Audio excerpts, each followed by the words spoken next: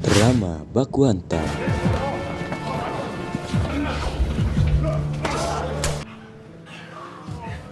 Percintaan. Keluarga. Adegan mantap-mantap tercampur dalam film ini, yaitu Oldboy. Oldboy rilisan tahun 2003 ini berhasil mematahkan ekspektasi penonton.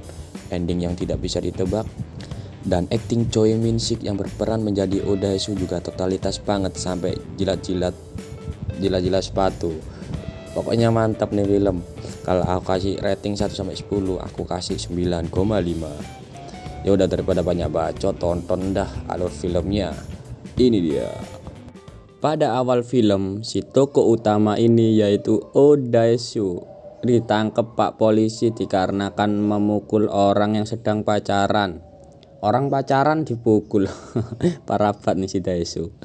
Bukan karena Dae-soo iri ya terus dipukul, enggak. Si Dae-soo ini mabuk berat teman-teman. Lihat aja tingkahnya di kantor polisi kayak kesurupan arwah ayam kalkun jir. Sampai akhirnya sahabat Dae-soo yaitu Joan datang dan menjamin Dae-soo biar Dae-soo bisa pulang ke rumah. Sebelum pulang ke rumah, si Dae-soo berhenti dulu ke telepon umum untuk menghubungi anaknya yang hari ini ulang tahun. Pas temen Dae-soo ini mau ngucapin ulang tahun ke anaknya, Dae-soo yang menunggu di luar telepon umum tiba-tiba menghilang. 2 bulan setelah insiden Dae-soo menghilang, ternyata si Dae-soo ini dikurung dalam ruangan. Entah ruangan apa ini.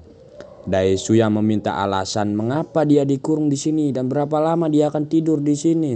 Malah ditendang sama penjaga. Kebanyakan nonton si Madun nih penjaganya. Masih dikurung nih guys, dan rambut Dae-soo mulai menjamet-jamet gondrong ya. Dan tiba-tiba ada asap muncul yang membuat Dae-soo ngantuk dan tertidur. Oh ya, ini adalah asap kayak sejenis obat bius gitu loh guys. Jadi setelah Dae-soo gak sadar, masuklah nih orang yang membersihkan ruangan Dae-soo dan mencukur rapi rambut Dae-soo.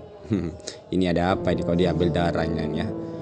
2 hari setelah sadar, Dae-soo melihat berita di TV. Beritanya itu pembunuhan guys. Dae-soo mulai menyimak berita tersebut. Dan ternyata berita itu adalah berita tentang istri Dae-soo yang mati terbunuh. Dan anehnya Dae-soo yang menjadi tersangka pembunuhan itu karena ada sebuah darah Dae-soo di sebuah cangkir tempat TKP tersebut. Ada apa ini? Semakin seru nih ceritanya guys. Hari demi hari Dae-soo yang gabut akhirnya berlatih bela diri, memukul-mukul tembok, mentato tangannya tiada hari tanpa baku pukul. Karena visi misi Dae-soo adalah menghabisi dalang di balik semua ini. 15 tahun pun berlalu, Dae-soo yang sedang enak-enak memukul-mukul tembok tiba-tiba asap legend keluar lagi bos dan membuat Dae-soo tertidur. Pas Dae-soo bangun dari tidurnya, tiba-tiba Dae-soo udah ada di kotak yang berada di tengah-tengah padang rumput. Wah, udah bebas nih. Di ujung rooftop ada orang mau bunuh diri dan dicegah oleh Dae-soo guys. Katanya jangan bunuh diri, aku mau menceritakan kisahku. Setelah lama bercerita, si Dae-soo pun langsung meninggalkan orang itu sendirian. Pas Dae-soo udah sampai ke bawah, orang tadi melanjutkan aksi bunuh dirinya. Diresum kampret. Dae-soo melanjutkan perjalanannya. Dia menuju ke rumah lamanya, tapi ternyata rumahnya sudah tidak ada dan kesulitan mencari teman-teman yang dia kenal. Melihat anak muda yang lagi ngudut surya di bawah, si Dae-soo pun mengambil paksa rokoknya dan ditendang langsung sama si pemuda. Dae-soo yang sudah belajar shadowboxing di televisi selama 15 tahun dikurung, akhirnya melampiaskan skillnya dengan menonjok-nonjok pemuda tersebut.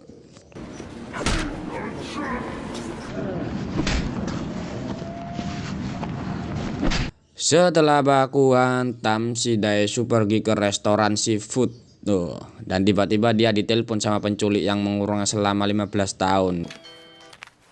Dae-soo bertanya kepada si penculik, mengapa dia dikurung? Apa motifnya? Si penculik langsung mematikan teleponnya. Dae-soo yang penasaran pun emosi dan memakan hidup-hidup gurita ini guys. Di sela-sela Dae-soo makan, tiba-tiba Dae-soo pingsan dan dibawa lah Dae-soo ke rumah cewek yang tadi kerja di restoran. Cewek itu bernama Mido. Setelah Dae-soo sadar, Dae-soo pun bergegas pergi untuk mencari alamat anaknya karena sudah lama tidak bertemu. Dan tanpa bisa ditebak, si Mido ini cinta sama si Daesu dan mau membantu Daesu mencari anaknya sampai ketemu. Waduh, tapi Daesu bilang, aku ingin menemukan terlebih dahulu orang yang menurunku selama 15 tahun dan aku akan membunuhnya. Si Daesu mengajak Mido untuk mencari bakwan yang selama ini ia makan di penjara. Restoran demi restoran dikunjungi oleh si Daesu, tapi tidak ada yang rasanya sama seperti bakwan di penjara. Karena kekenyangan, Daesu dan Mido pun kembali pulang guys. Si Mido yang gabut pun bermain sosmed Korea sejenis Yahoo Messenger gitu loh guys, dan chattingan sama seorang pria. Daesu yang penasaran, dia pun melihat dengan siapa Mido chattingan. Saat wajah Daesu tampak di kameranya, si pria itu tiba-tiba membahas Daesu tentang penjara. Daesu pun beranjak pergi dari rumah Mido karena Daesu curiga dengan Mido. Habis ini seru guys, ini Daesu bakalan adu jotos karena Daesu sudah menemukan restoran yang rasa bakwannya nih sama persis sama yang di penjara. Si Daesu pergi mengikuti kurir restoran bakwan dengan berlari dan dia menemukan sebuah tempat yang mencurigakan. Dia mengikuti kurir tersebut sampai dalam lift. Dan ternyata benar sekali kawan-kawan, ini dia penjaranya. Daesu yang sangat pintar tiba-tiba muncul di belakang penjaga penjara dengan membawa palu. Waduh. Setelah menghabisi penjaganya, dia menuju ke operator CCTV dan melakban serta mencabut gigi operator tersebut sesuai dengan lama dia dikurung di sini, yaitu 15 tahun. 1 tahun untuk 1 gigi berarti 15 gigi, cok anjing. Gila, ini film kayak The Red, anjir, sadis parah. Dicabut dah tuh pakai kalu giginya. Tidak hanya penjaga dan operatornya yang dihabisi, seluruh tukang pukul yang ada di penjara pun dibantai seorang diri sama si Daesu. 1 vs banyak orang nih Bang Kamu.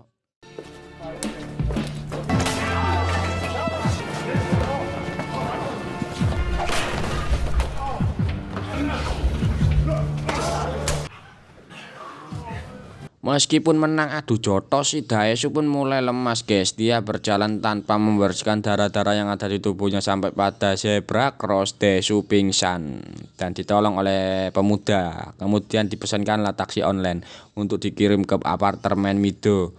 Bentar kok tahu ya nih anak muda kalau Daesu ada hubungannya sama Mido? Apakah ada hubungannya dengan orang yang menculik Daesu? Kita lihat aja guys.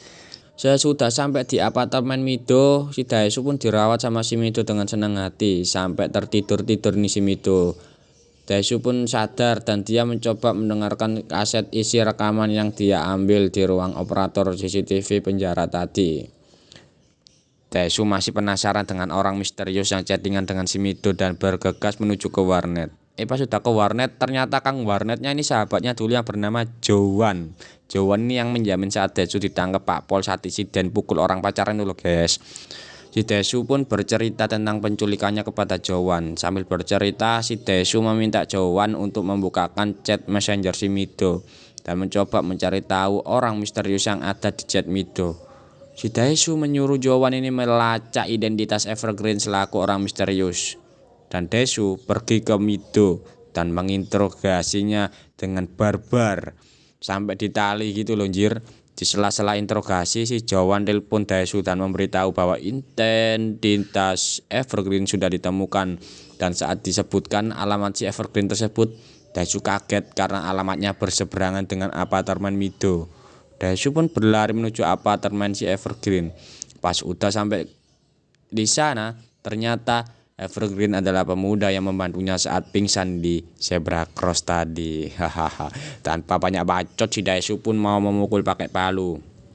Dan Evergreen bilang, "Pukul saja. Kau tidak akan mengerti jawabannya mengapa kau dipenjara selama ini. Percuma kamu menyiksaku karena aku memakai alat pompa jantung yang bisa aku matikan kapanpun pakai remote ini untuk bunuh diri." Si Daesu yang mikirnya lama pun terpaksa mengurung niatnya untuk memukul kepala si Evergreen ini. Dan Daesu ingat bahwa si Mido masih belum dilepas sekapannya. Pas sudah sampai apartemen Mido, si operator CCTV ini sudah ada di sana dan balas dendam karena giginya yang dicabut. Ketika mau dicabut, tiba-tiba teman si Evergreen ini datang ke apartemen Mido dan memberi uang ke operator CCTV itu agar pergi meninggalkan Daesu dan Mido karena tergiur uang yang banyak.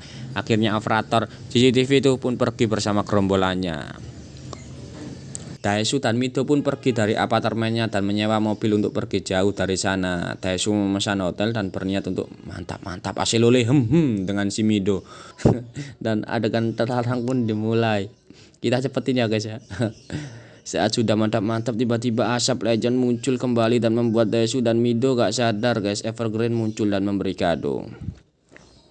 Saat Daesu dan Mido terbangun, Daesu yang melihat ada kado di atas meja pun marah karena dia merasa sudah disadap oleh si Evergreen. Dia pergi ke tukang elektronik dan meminta untuk menemukan alat penyadap di diri Daesu. Dan ternyata alat penyadapnya ada di sepatu yang Daesu pakai sejak keluar dari penjara yang sudah disiapkan semuanya oleh si Evergreen. Daesu pergi ke warnet menemui Jowan dan mencari tahu Evergreen. Mido yang membantu mencari. Mido menemukan bahwa Evergreen pernah bersekolah di Saknok High School yang merupakan sekolah Daesu dan Jowan dulu. Daesu dan Mido pergi ke sekolah Saknok dan melihat buku tahunan siswa dan menemukan fakta bahwa Evergreen memiliki nama asli yaitu Lee Woo-jin. Masih tidak tahu siapa Lee Woo-jin, Daesu pun bertanya pada sahabatnya Jowan. Tapi Jowan tidak tahu juga. Daesu pun membuka kado misterius yang diberikan Evergreen dan menemukan clue baru yaitu Lee Soo-ah. Masih tidak tahu, Daesu pun bertanya pada Jowan dan ternyata Lee Soo-ah adalah teman sekelas Jowan yang mati bunuh diri. Dideskripsikanlah tuh sama si Jowan bahwa Lee Soo-ah ini dulu nakal, murah dan suka mantap-mantap dengan siswa lain. Evergreen yang menguping di balik CPU mendengar dari awal pembicaraan pun menusuk Jowan pakai serpian kaset DVD. Telepon Jowan diambil alih Evergreen dan bilang ke Daesu jika Lee Soo-ah adalah kakak Evergreen dan dia marah saat Jowan menyebut Lee Soo-ah nakal dan murahan. Si Daesu masih penasaran sama Lee Soo-ah. Dia pergi ke salon yang ada pada poster yang diberikan Evergreen dalam kado misterius saat itu. Dia bertanya pada seorang wanita di sana dan dia bilang bahwa Lee Soo-ah adalah gadis baik-baik dan wanita itu bilang bahwa Lee Soo-ah punya pacar tapi tidak tahu siapa namanya. Yang dia tahu penyebar hoak bahwa Lee Soo-ah nakal dan murahan adalah si Jowan, sahabat Daesu sendiri. Tiba-tiba Daesu flashback ke masa-masa sekolah dulu cuy. Saat itu adalah hari terakhir Daesu sekolah karena Daesu akan pindah ke luar kota yaitu Kediri. Dan Daesu menikmati masa-masa terakhir di sekolahnya. Daesu saat itu sedang bermain dan ngobrol lah Lee Soo-ah dengan Daesu. Setelah ngobrol, Lee Soo-ah ini pergi dan Daesu melihat seorang cowok berlari ke arah Lee Soo-ah pergi tadi. Daesu pun mengikuti cowok tersebut dan sampailah Daesu pada sebuah gudang yang dimasuki Lee Soo-ah dan cowok tadi. Pas dilihat ternyata sang cowok itu adalah Evergreen yang merupakan adik dari Lee Soo-ah.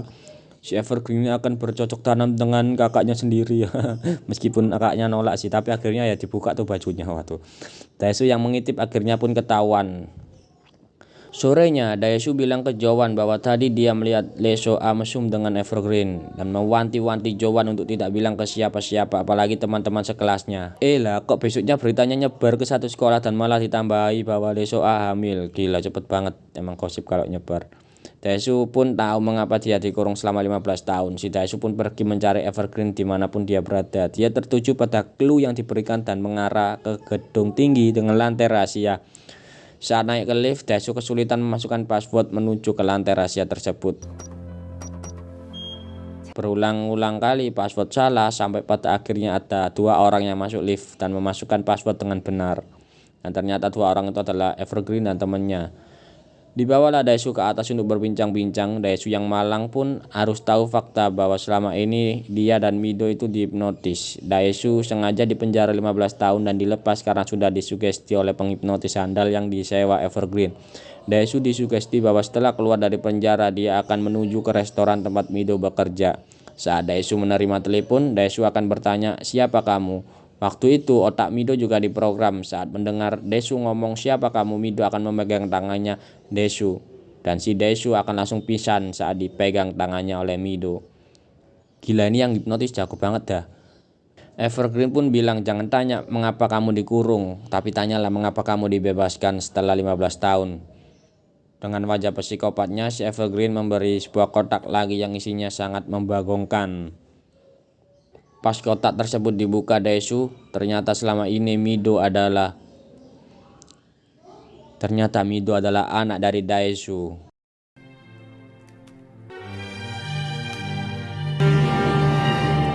Mido sengaja disugesti untuk melupakan nama aslinya dan nama ayahnya. Mido sengaja dibesarkan Evergreen sejak umur 3 tahun karena Evergreen sudah merencanakan ini sejak dulu.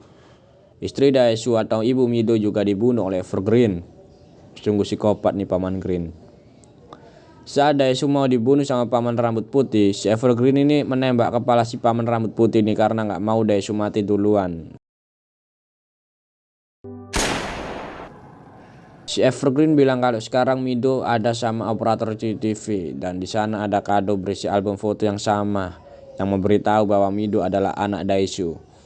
Daeshu memohon untuk jangan memberitahu Mido.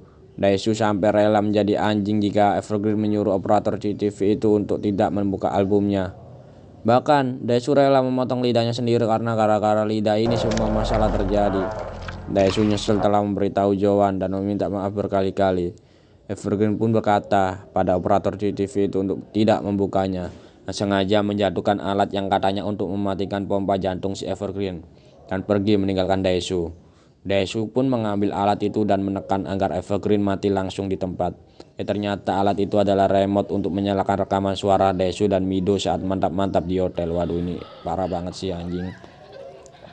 Evergreen pergi meninggalkan Daeshu dengan wajah psikopatnya. Saat di lift, si Evergreen ini teringat detik-detik Lee Soo-ah loncat dari jembatan dan membuat Evergreen mikir bahwa tujuan hidupnya telah selesai untuk balas dendam kepada Daeshu dan memutuskan untuk mendor kepalanya sendiri. Dor.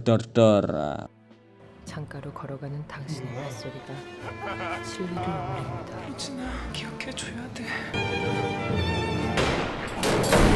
Buyar guys, belum selesai kawan. Si Daeshu meminta tolong kepada penghipnotis sewaan Evergreen untuk mensugesti Daeshu agar Daeshu memiliki dua kepribadian, agar saat bertemu Mido dia tidak tahu rahasia bahwa Mido anaknya. Tiba-tiba sugesti pun berjalan dan Daeshu terbangun dari tidurnya di tengah hamparan salju. Tampak Mido yang datang ke Daeshu dan merangkulnya. Namun apa daya, Daeshu masih ingat rahasia menyakitkan bahwa Mido itu anaknya. Mengapa sugestinya tidak bekerja? Mending Roy Kiyoshi aja ada yang hipnotis. Dan film pun buyar guys. Jadi terima kasih udah nonton sampai habis dan saya Mas Nizar pamit undur diri. Yang mau request film silahkan request di bawah. Hehe. Sayonara.